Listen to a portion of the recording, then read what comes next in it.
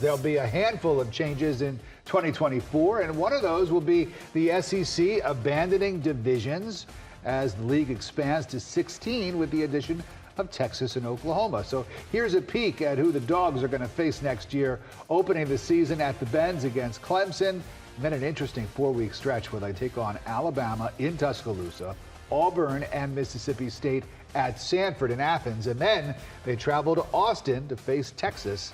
Those are some of the highlights.